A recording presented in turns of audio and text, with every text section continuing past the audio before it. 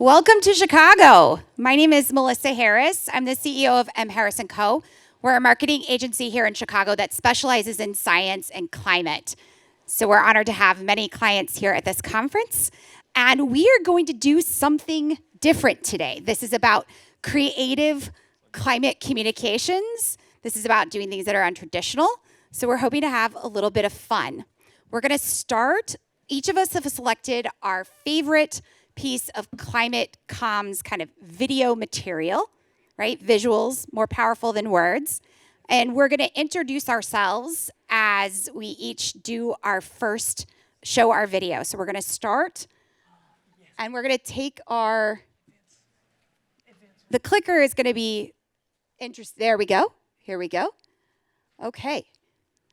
So each of these videos, we've decided for each of us has made us feel something, whether that's humor, anger, anxiety, frustration. And here we go. Here's the first one. So this one is going to make you, we hope, laugh. A climate crisis isn't.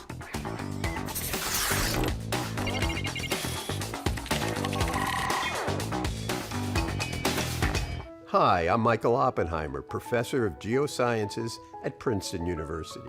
Hi, I'm David Cross, and I am not a scientist, so you can trust me. Joking. The climate crisis is no longer a matter of scientific projections or partisan politics. It's well and truly here. Heat records are being broken all around the world. In fact, last year was the hottest year since the industrial era began. Translation, the shit is hitting the fan. And the fan is on maximum. Millions of us have experienced extreme weather events ourselves, from hurricanes to flooding to wildfires. Global warming makes many such events much more frequent, as well as significantly more devastating. Pretty soon, Netflix are going to switch all their disaster movies into their documentaries section. These unprecedented weather events are already occurring at 1.5 degrees Celsius of warming. Most scientists anticipate we're heading for 2 degrees at the very least, if not 3 degrees. So what we're seeing today is just the beginning. If the difference between 1.5 and 3 doesn't sound like a lot, it's because we need new numbers. Fucked? Totally fucked. Dead? Question mark? At this rate, Okay. How many folks have seen that video? Only a few of you. Okay.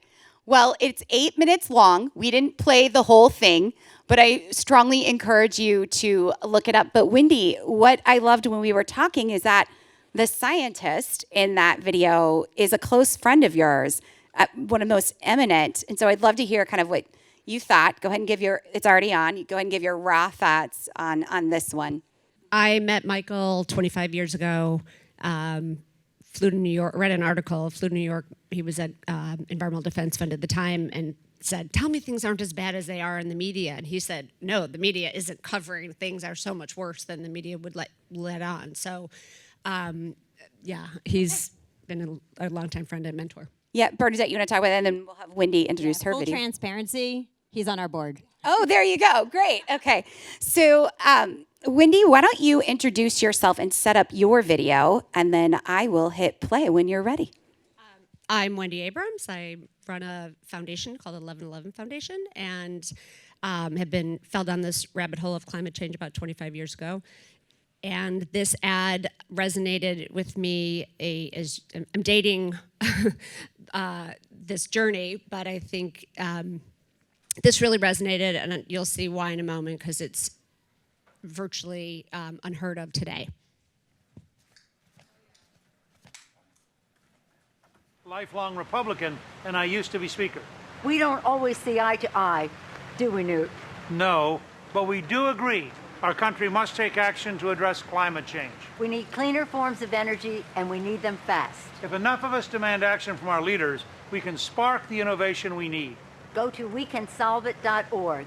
Together, we can do this.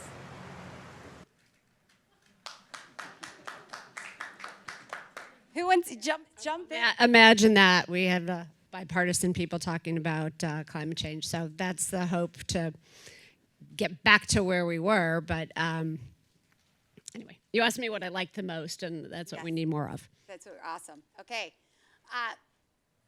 Carla, now we're gonna, I think, make you angry. So why don't you set up your video and then we'll hit play. Apologies in advance for anyone who gets angry. Hi, I'm Carla. I'm the head of marketing at Crooked Ideas. We are the nonprofit, nonpartisan arm of Crooked Media, and we create and distribute climate content across Crooked's network of podcasts, newsletters, and social. And this video here is something that went viral for us a few weeks ago and kind of encapsulates everything we've learned in this past year of creating climate content across new media platforms. Here we go.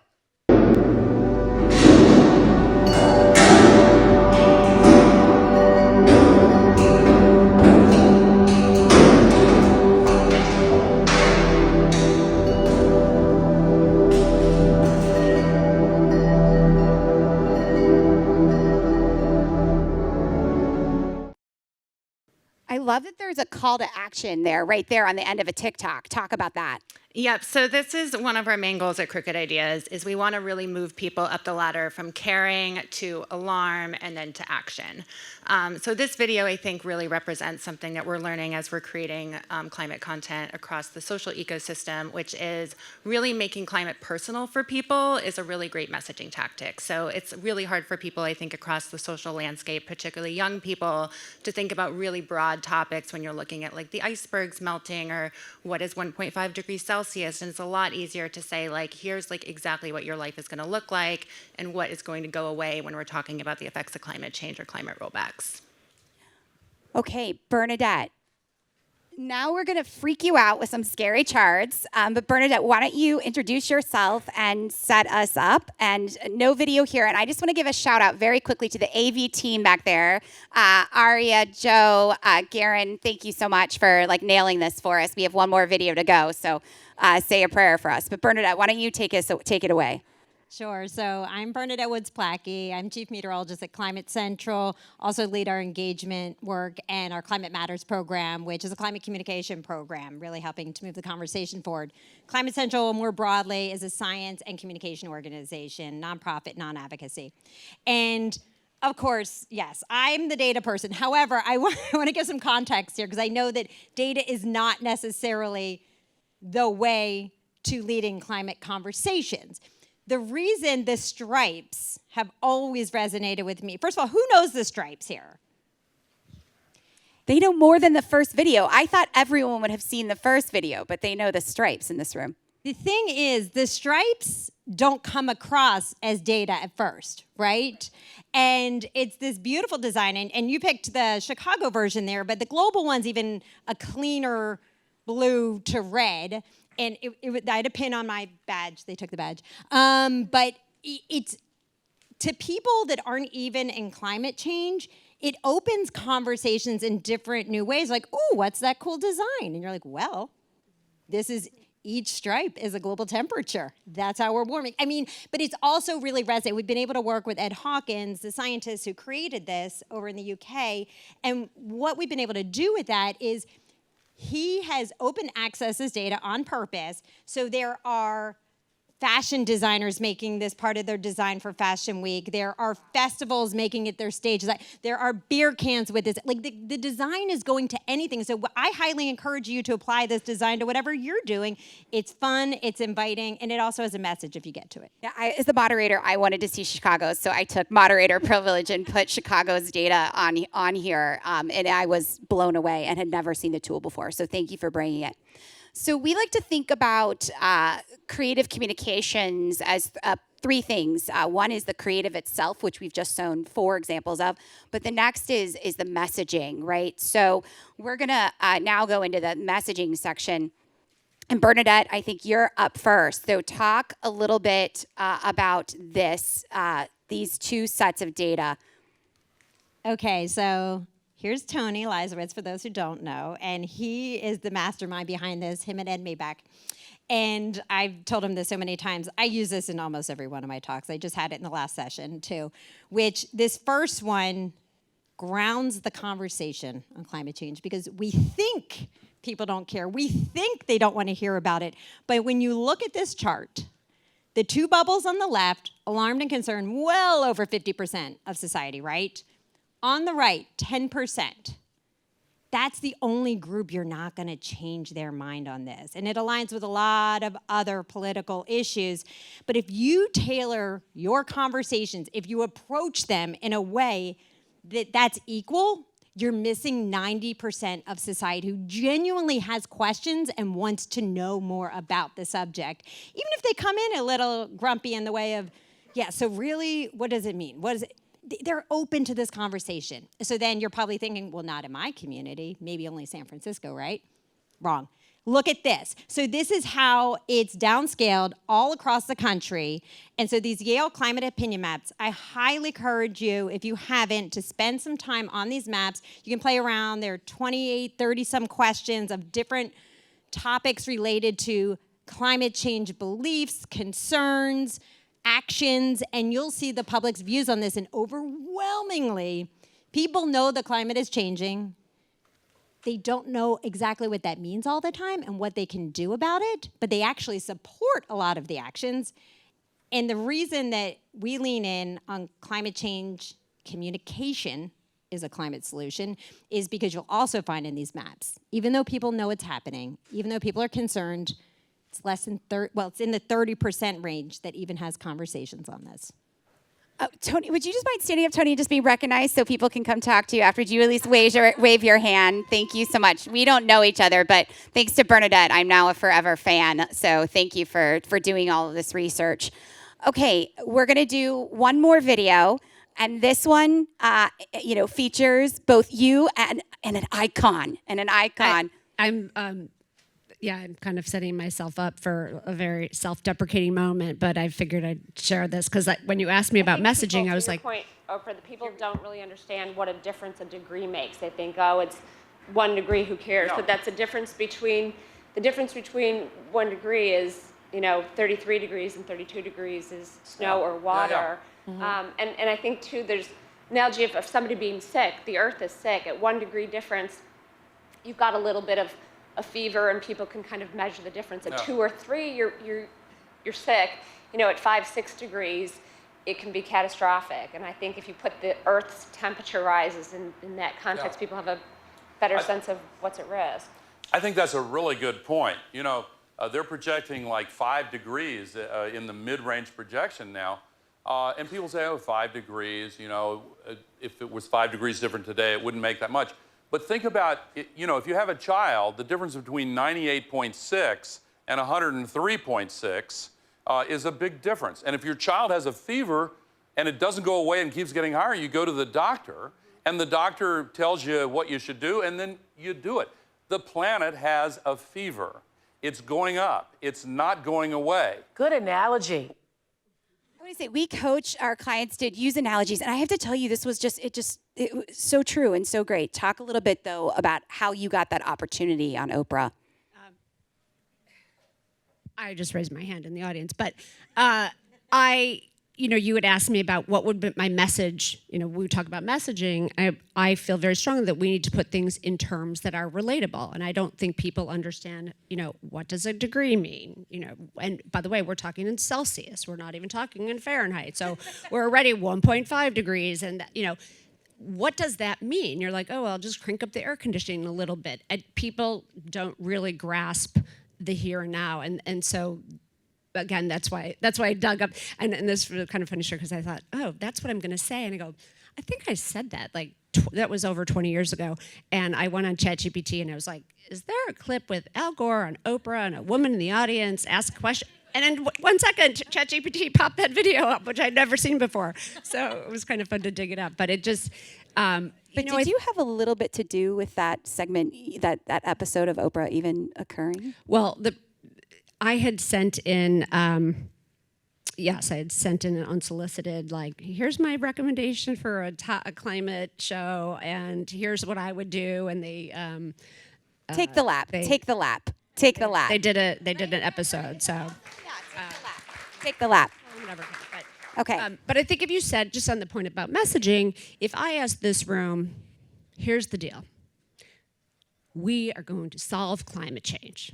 Done, over, no problem. But there's one thing you've got to give up. Glaciers. Who would take that deal? everybody would take that deal. Like, I don't, like, so when we talk about melting glaciers, we're talking about the thing that everybody would happily give up if that was the solution, if that was the trade-off to solve climate change. And so why are we talking in terms that are irrelevant to people? We need to talk about the price of food goes up because of heat and drought and flooding, or your groceries bill is higher because of that. Your cost of cotton is higher than that. People can't get homeowners insurance. I'm talking to our friends at JP Morgan, they're talking about we're going to have a housing crisis because people can't get homeowners insurance due to extreme weather events, and that's only going to get worse. So I think the messaging needs to really talk about why this matters to you here now. Fantastic. That was amazing. Carla, let's go to Crooked Media, the organization you work for, and their mission statement. All right. And tell me when you want to click through or I'll know when to click through the next page. Great, thank you. So this first slide here, this is our mission statement at Crooked Ideas. As I mentioned, we launched our climate vertical in September of last year. And this here was written by our very funny Crooked Media co-founder, John Levitt, who you may know from Pod Save America. And when we were looking around at what other people were doing in traditional media when it came to climate, it felt like every clip and every headline was like the beginning of an apocalypse movie. And we didn't want to contribute to the doom scroll, especially when we're talking about meeting young people where they're at. We knew that we needed to be anti-doom. So we call ourselves the Anti-Doom Initiative. We are really focused on every story and every piece of content we put out in the world. We want to have some sort of like hope and messaging. So we like to say we're moving the conversation from doom to hope to action. And then secondly here, we work with a group that I'm sure you're all familiar with called Covering Climate Now, who launched their 89% project a few months ago. And we were really struck with the messaging that, like 89% of the world's population wants our government to do something about climate change. But we are a silent majority. Most people think that they're in the minority because we're not being loud enough about it. So our CTA to our audience is really simple. It's just to get really loud about climate. So share it when it pops up in your feed, talk about it at the dinner table, but we really believe that the more people, particularly young people who are sharing stuff on social like crazy, can really like boost these algorithms and get more people talking about climate. That's the perfect segue into the last section before we do questions. So, Bernadette, you and I were in a meeting this morning where I got a little loud about this. I mean, I think there's a lot of great climate communications and creativity out there in this industry, but it's the stuff it's the distribution, it's the audience growth, it's the ad budget. I know you're thinking about doing a movie, right? Because movies have an amazing distribution platform, right? If you can get the movie made, you can get a distributor. They're going to spend the money and do all the work and the effort to ensure it gets seen because it's in their best financial interests for that movie that they have invested in to get seen. So I think this is the area that where more is needed. And Bernadette, I'm going to take it now to you because you're a meteorologist. And so talk about, how you use meteorologists as your kind of distribution platform. So I also want to call it, we have a couple of meteorologists. We have Tom over here. Tom Skilling, the legend! And he's one of the amazing meteorologists doing this work. Yes. So he doesn't remember me, but we once spoke at an event together, and when we were both working for the Tribune Company, and he had a full security detail and was swarmed. So this man here locally is literally, he had 2 details with him. He had 2 people, and still had to push people back. So the question in our prep came up on data for driving change, how we approach this. And here with our Climate Matters program, when I started, there were only about 54% of meteorologists who were convinced the climate was changing, which was lower than the average in the US. Tony was actually part of the group before I even started with it. And that's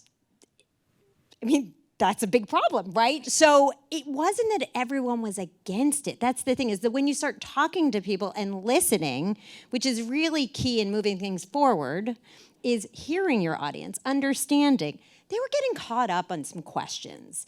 There was a confusion between weather and climate models. There was confusion on data sets and what to trust and what not to trust. And so we were able to approach this through a framework which anyone can apply to their work. And it's threefold. It's the education. So it was listening and filling in education gaps where possible. Workshops, webinars, conferences, things like that. Being that space that if they were confused about a subject, how could we organize a panel at a specific conference and give them a chance to ask their questions? That's one. So that's the education, because building knowledge is critical. I'm not saying it's the only thing, but sometimes we're forgetting that part when we jump to all these solutions. We really want to help bring our audiences along.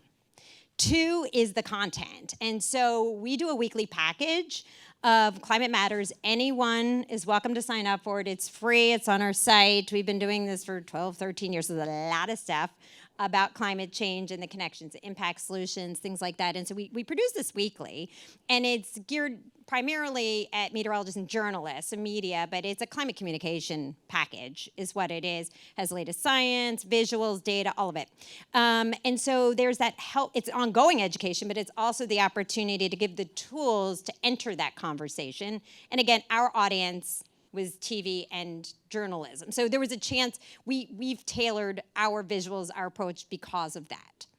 The third is support and network building. And it was really that getting people connecting and getting a chance to listen and hear, and then supporting them. And it's a range of things. Sometimes it was really simple. It was, can you connect me with a specific expert on drought in Texas who's Spanish speaking, because we work with Spanish language media. So trying to figure that out. Or people have said, like, can you approve my script to make sure I got the science right? You know, it's just sometimes that little, is this the right direction? Am I doing this right? And if you think about TV meteorologists, they are one of the most attacked professions that exist, because they're always perceived as being wrong, even though they're not.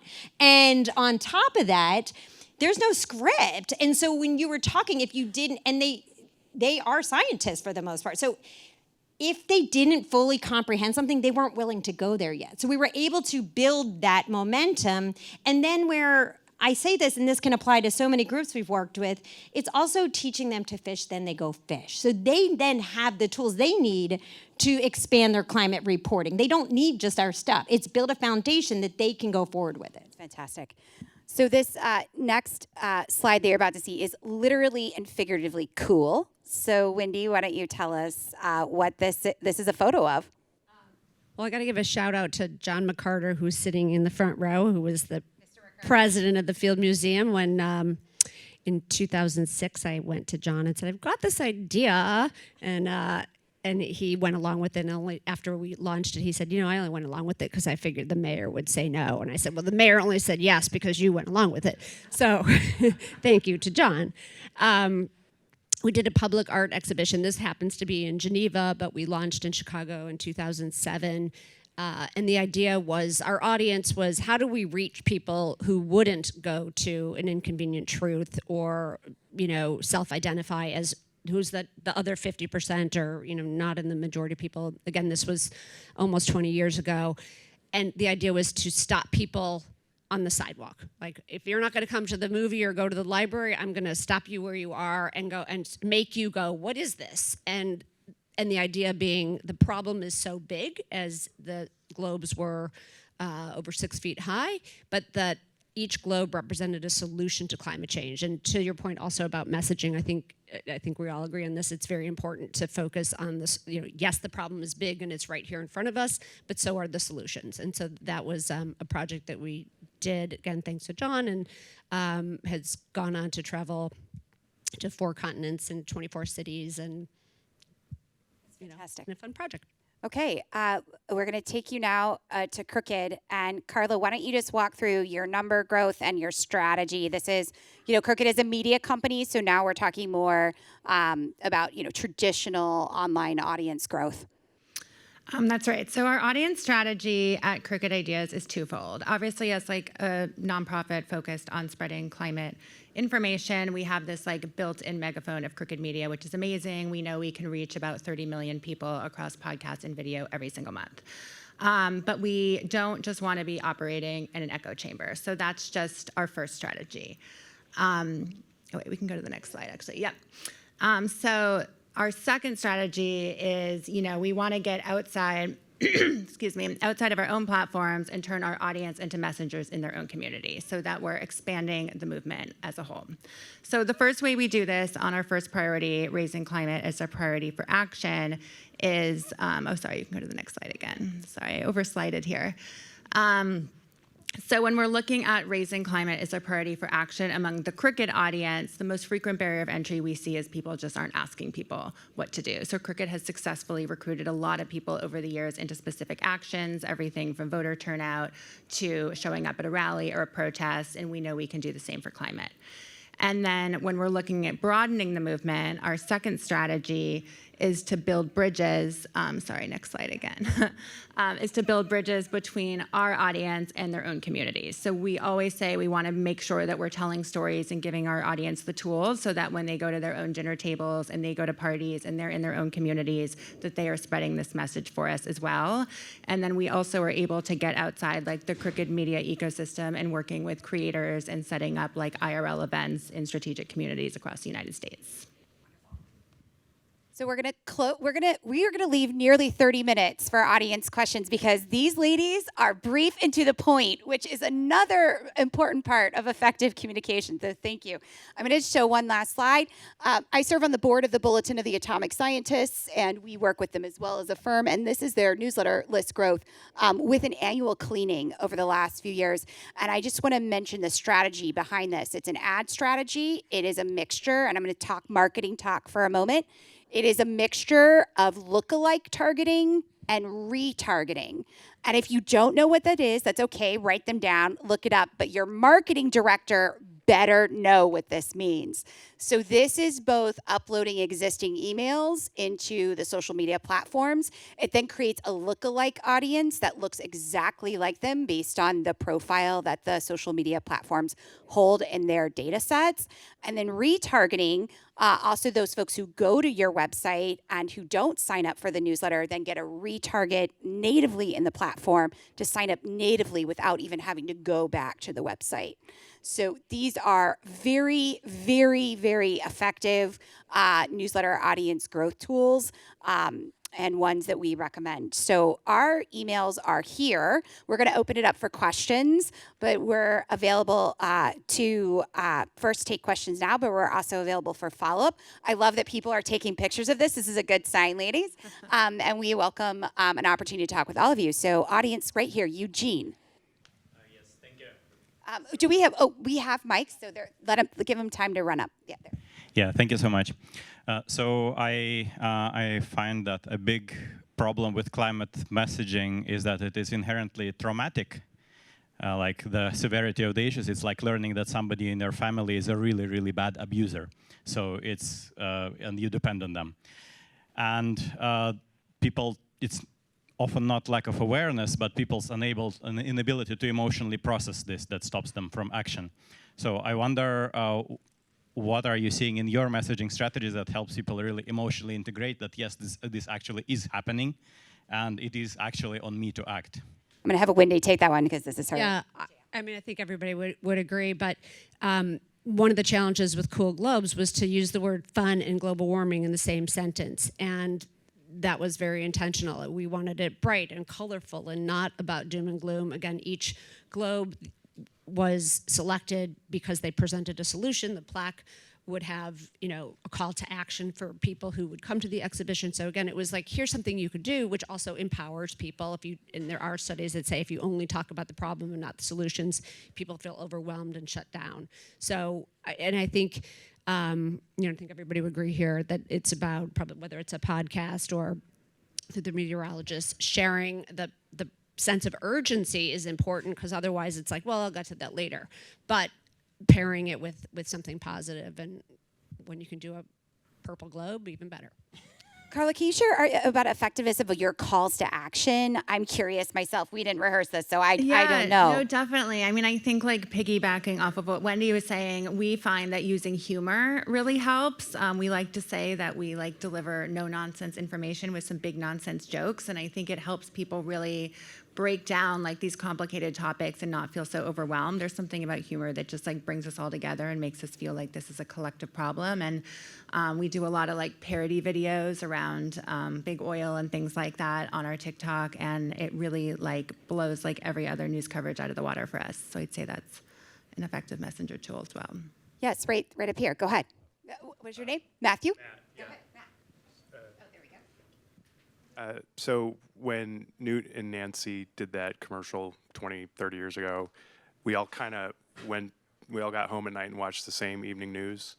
And nowadays with algorithms and social media and everything else, for those people, the bubbles in the middle, the like right-leaning moderate folks, how do you even penetrate the membrane to actually land that message with those folks? All three of these people should weigh in on this, but Bernadette, do you want to start? Sure. I have a lot of thoughts on how to do that, but we'll keep this concise. A friend, I don't know if he's here right now, but we were having lunch and we were talking about this, and he's like, everyone wants this river to be clean. Like language might be different, approaches might be different and all of that, but we want the same things overall. Most people. I mean, there is a small percent where that we're not going to get to, but most of us want the same things. We want a clean society. I mean, clean water, clean air, healthy environment for our kids, not to worry about some of these things. So I think the end goal really is the same. It's how you get to that, right? And so then you brought up another point, because there's a few things you put in there about the fragmented media ecosystem or information ecosystem right now, which is all over the place. And with algorithms, you're going to get something totally different. I mean, my husband and I laugh sometimes when I look at his feed, because so one of our sons is a wrestler.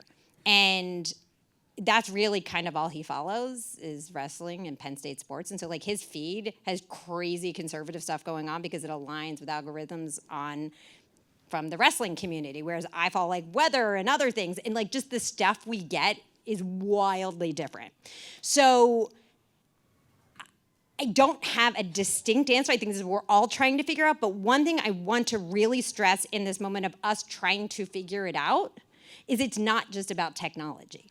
Technology is going to do what technology is going to do, and there's real value to parts of it. But we can't forget people and humans, and we can't cut humans out of humanity. We need to have the human component in actually listening and engaging and bringing things forward. So we need to think creatively on how humans will break through in ways. It's not going to necessarily beat the algorithm. It's not necessarily, but how can we insert the human component in addition to all the other things we need to think about, getting the messages out, the messages, the messengers, and the distribution. All of that we need to take care of, but also let's remember the humans in this. I would just add, you're kind of sitting on a gold mine of meteorologists of local news. I wish they would use the words climate change more, because they can talk about extreme weather, but they need to connect that dot between extreme weather is what we mean when we talk about climate change. But I think, so your work with the meteorologists is incredibly valuable. And I would also just think some of it is, I think we need to almost go retro. Like we should be advertising on billboards. We should be, because everybody sees the same billboard when they drive down the highway, even if you see different algorithms or things on Billboards, by the way, are the only type of advertising that you cannot turn off. No, they are the Everybody only sees form the same of thing, advertising. so, You can't. I mean, You can turn off. I would never turn off Tom Skilling, but you could. You could. No, you never turn him off. But never turn him off. But billboards. To your point, I mean, you're right. So are you gonna? Who's buying billboards? Is there anyone in this room buying billboards? One person. Oh, you guys are buying billboards. Where are you? What organization are you with? Action for the Climate Emergency is buying billboards for this reason, because you can't turn them off. There you go. There you go. I know. Yeah, we have a connection here. We have like a match made. What is that? I don't watch enough Bachelor. I don't watch those things, but like a misconnect. We have a connection. Okay. Carla, anything on this? Yeah, it's funny. I was sitting in on a panel this morning with someone from the National Park Service who said that like people fight for what they love. And I think that's like so true. And that's something we see come through our content, which is like the algorithm may be fragmented, but everybody in their network reaches people who are different than them. So if you can get on social, the share cycle, if you're focusing on things that we all love, like every mom in America wants clean water for their kids or a national park to hike in, if you can get that into the share cycle and it doesn't feel partisan and it doesn't feel political, and you can get people to share that because they're connecting emotionally with it, then you are reaching other people and you are beating the algorithm. Okay, who has another question? Okay, back I do. there, yes. Hi. I have one thing that strikes me in watching these examples, and I realize some of them are older examples, but is that a lot of the spokespeople or a lot of the people who are considered experts are white men. And I think, I mean, that's a problem in terms of like scientific truth or whatever. So I think there's a way in which people there is a question in here that they may feel irrelevant in some ways. Like it's like a conversation between a bunch of white men fighting, like liberals and conservatives or something. And so I wonder, like, how do we? I have two questions that are related to this. One is like, how do we disrupt that equation? I think between like expertise about the climate and a certain kind of person. I mean, you could also look at this as like the developed world versus like you know a kind of. Yep. You know, like who are the victims? I mean, it affects everybody, right? Right. So I think that's one question, and the other one is sort of that follows on that is like, do people need to see messages from people that they identify with or who are like them in some way? Okay, who wants to grab Bernadette? You want to start? Everybody. I'm going to start with the second part of that. So this concept of trusted messengers, right? And different people are trusted in different communities. But there is a lot of literature out there on who are trusted messengers. And I'm not saying you always have to do the literature, but you probably know in your own world who you trust and who you don't trust. Our friend Ed Maybeck has a whole published paper on leveraging climate action through trusted messengers as a community of practice. So there is stuff out there thinking about this very, very thought. My voice isn't going to land the same in a small Midwest farming community that it will somewhere else. So it's how do we support the wide range of groups that are trusted messengers in different communities. And that's where I come back to it's messengers, messages, and distribution. We need to think through all of those pieces. And that connects back to your first question of who is being represented. You're going to listen to someone you trust differently then you're going to listen to someone who you don't identify with, whatever that means, right? And so that's how we can empower broader ranges of groups, is if we connect with and there's a lot of amazing work going on with this. It's how do we create this infrastructure that supports that across. And either of you want to jump in? I actually, I'm debating whether I said this because if you don't understand the nuance, it comes across incredibly horrible, but that you got to get the nuance. I see the issue of environmental justice as sometimes displacing, becoming the overarching message above climate and talking about the people. So people of color and underserved communities are disproportionately affected by climate change. That is a true and real statement and a real problem that needs to be addressed. However, from a messaging standpoint, I think we need to be very careful that environmental justice is not interchanged with climate change as a problem, because while the people who are most affected are not necessarily the people who have the levers of power. And so if we want, I want to be careful that we don't communicate, oh, this is a problem for Black and brown people or poor people, and if you're white and wealthy, don't worry about it, it's not your problem. Because I think the message needs to be, it's everybody's problem, and hey, you white fancy people, you're not off the hook either. It's everybody's problem. And so, again, I hear your point, and I think it's a really relevant point about who the messenger is and who we're speaking to, but I think there's a nuance there too. Go ahead, or can we bring the mic up here?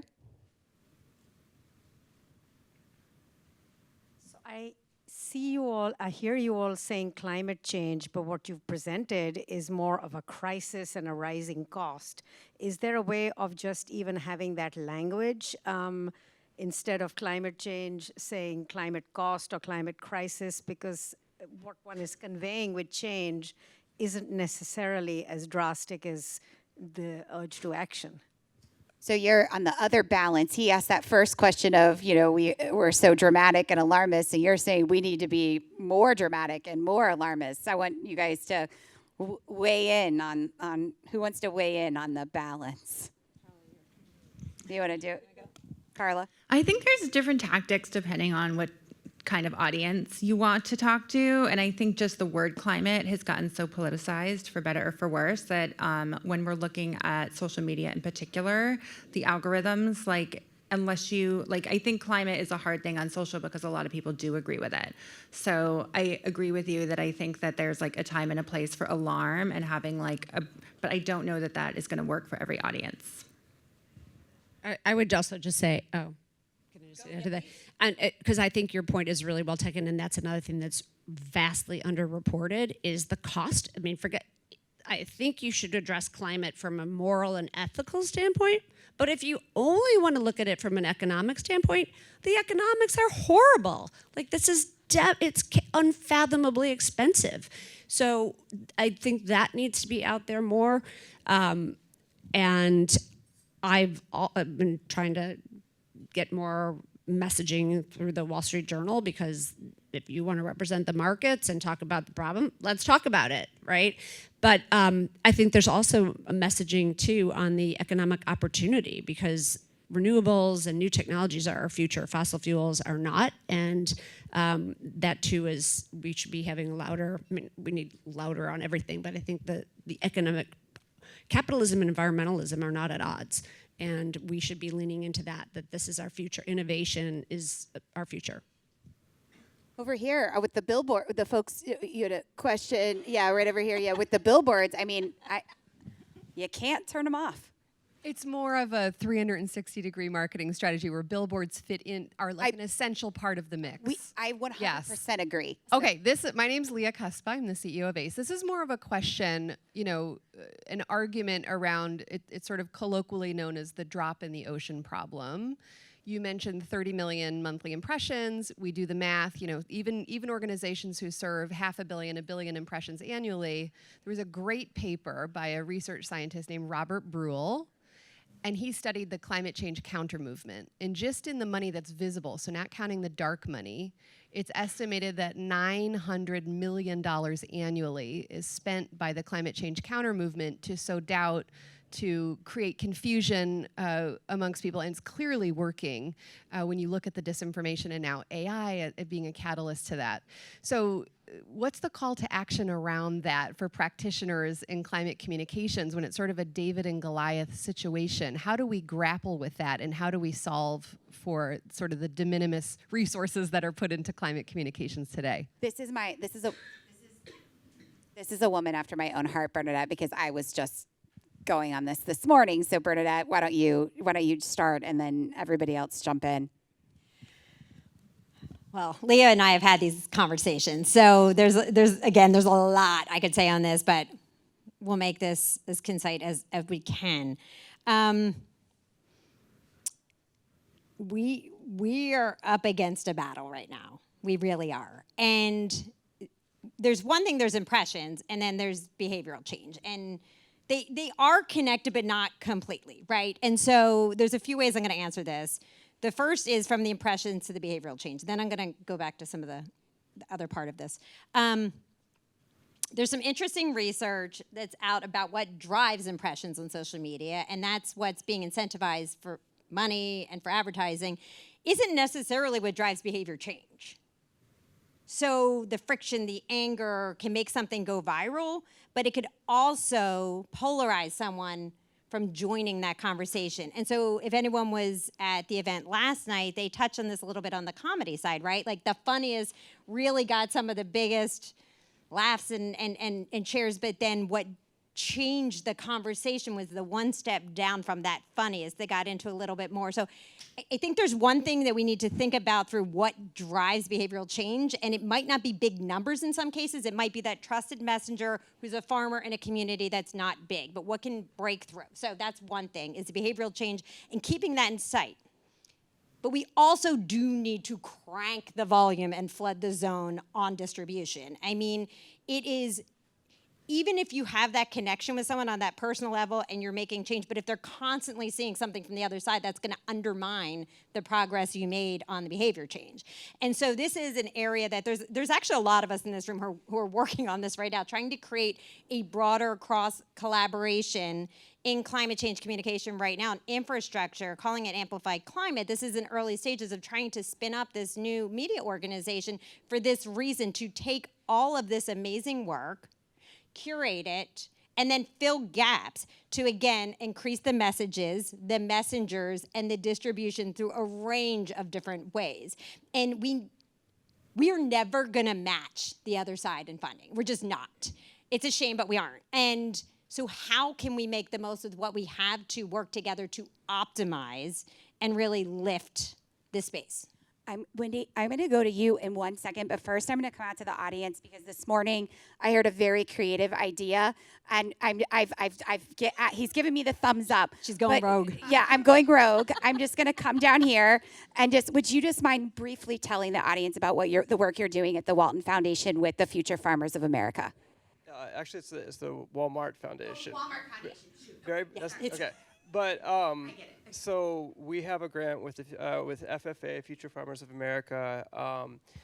They provide a huge amount of classroom curriculum for students who are in grade school, high school, and into college, who are learning about agricultural processes, right? They're kids that want to go into farming, want to go into agriculture as a profession. They're already wanting to be leaders in their space.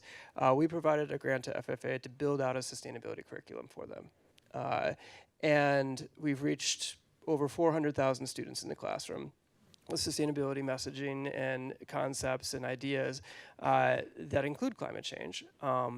And what's been really interesting is that among the many, many different things that FFA provides as curriculum materials, because it's voluntary, the teachers get to choose what they want to bring into the classroom. This is now the second most requested curriculum in just a couple years. So there's demand. Greg, thank you so much. And I just did everyone hear him? Because if not, I am going to repeat it. You have to eat into the mics. Basically, the Walmart Foundation has created a sustainability curriculum for the future farmers of America. If you're from a rural state like me, you'll know that is a big deal. It's a great way to reach young future farmers. And that sustainability curriculum is now the second most in demand and used curriculum module of all of the modules. So that is really fantastic. Wendy, I'm going to let you pick it up from here on this answer, and then we'll go back to the audience. It's a tough one. I think you identified, and same thing with Matt, breaking through the media, and when you've got the American Petroleum Institute and the fossil fuel industry spending $900 million, or in my opinion, a really low number. I think they're well into the billions, and misinformation is a nice way to just say blatant lies. It's insidious. So I don't know the answer. I would say everybody needs to use their voice. Like, it doesn't, whether, I think people in corporate America underestimate their voice. And in fact, I think when I spent a lot of time in Washington in the days when there was climate legislation pending, I could wear my hat saying I'm on the board of NRDC, I'm on the board of EDF. But when I wore my hat saying we own a manufacturing company, in some ways I had more credibility. It's like, oh, well, you're pragmatic. And so I just think we need everybody. It's an all hands on deck moment. I'll just note that, Wendy, the company she's referring to is Medline. So when you swaddled your baby in a blanket at the hospital, you were swaddling them in one of your products. We hope so. Thank you for that plug. Swaddling one of your products. But you're working on, are you thinking about a movie? I'm just trying to pull. That's probably a project that's never going to come to fruition. So it's been, one of those, like, I shouldn't even tell people that it's happening because it won't.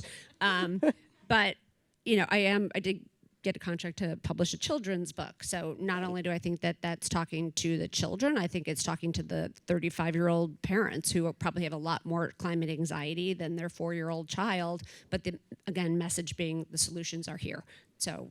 Great. Don't worry Real about quick, it. I want to make a connection because that's what we're doing, right? So Yeah. do you know Laura Shifter? Because if not, you need to. Okay. Yes. All right. Because she's doing a lot of that work too. And so. Greg, thank you for joining the panel. Okay, we have a hand right. Well, I was just going to say one more thing to give you. I do think there are ways, and again, we're still trying to crack that nut, but to I do think that we need to demonize the lies and misinformation, that they're getting away with it. And, I don't know if you remember the fur ad from the 1980s where fur was the most prestigious status fashion. And then they had an ad where, a model on the runway was walking and blood starts spewing from, it was just kind of, what is that? But I've never seen an instance where public opinion changed so quickly. And I think that we need to basically do that and call out the liars for saying this isn't just a lie. You're stealing my children's future. Wow, that's a great reminder. I saw a hand up behind Greg, but okay, I'm going to go right to you're winning points because you're in the front row. Yes, okay. Monica, it sounds like, can we grab thank you. Okay. So just curious about each of your thoughts about creating those trusted messengers, because I see a lot of viral stuff. There's a lot that goes viral and it comes and goes, right? But you never get the consistency that we see on the other side with the Laura Ingrams or the, all of Joe Rogan's and all of that. But, you're part of Crooked Media. There's a podcast, but they don't focus on these issues only, right? Like, how do we create that kind of, I'm in the process of trying to do it myself, but I need good advice on how you actually can break through with that, because I think that's what we're missing, actually. We have a lot of good content. We know what we need to say. We know it's about costs. We know there's some that has to be warning. We know that some has to be optimism. We know all of that. What we don't have is the consistent, trusted voice that doesn't come at you screaming climate, right? But says, I'm a warm, friendly, nice person, and I have some interesting things to say. And oh, by the way, I want to talk about nature and biodiversity and clean air and clean water and all those things. Totally. I think a large problem when it comes to the spreading of mis and disinformation is the question of what is a trusted messenger these days? I think someone from my generation can tell the difference between somebody who is on Instagram from the New York Times or the Atlantic and a random TikToker who read 3 articles and now thinks they're an expert on whatever topic they're talking about. So I think a lot of it is education for the younger generation on how to spot mis and disinformation. And then I think for people like us who are tapped into the creator economy, it's how can we train the next generation of creators to develop content that is rooted in truth? Can we be can we be a tool when it comes to research and messaging points so that when they're talking to their audience, they're doing it in an accurate way? I think the other side doesn't have that problem. They can just tell lies, what a wonderful problem to have. And that's why their stuff spreads. But I think on our side, we really do need to train the next generation on how to spot this stuff. And maybe it's not a human. Maybe it's a Smokey the Bear. I'm just saying that there's a character that is not going to be, because the right, I shouldn't say the right, but on this, the forces of evil in this case will just obliterate people personally. You look at Larry Fink from BlackRock, who really stuck his neck out on sustainability, and he just got personally obliterated as his character assassination, which was, and unfortunately the environmental community didn't come to his defense because we don't have the funding that the other side has, and that was tragic. And we need to be better on defending the good guys as well, so that more people do it. And Bernadette? A couple of quick things, because I know we're almost out of time here. First of all, resources. And communication is not prioritized in the climate community. And it's fragmented. And so we need to prioritize communication, and we need resources to do that. Oh boy. I'm going down the front row. So I have a question over here. Oh yes, that was the one I was looking for before. So thank you. Okay, we're going to do this one, and then we're going to keep this fast, 4 minutes, and we'll close with Mark. Comment that we seem to be, the climate communicators seem to be on the back foot since this administration came to power.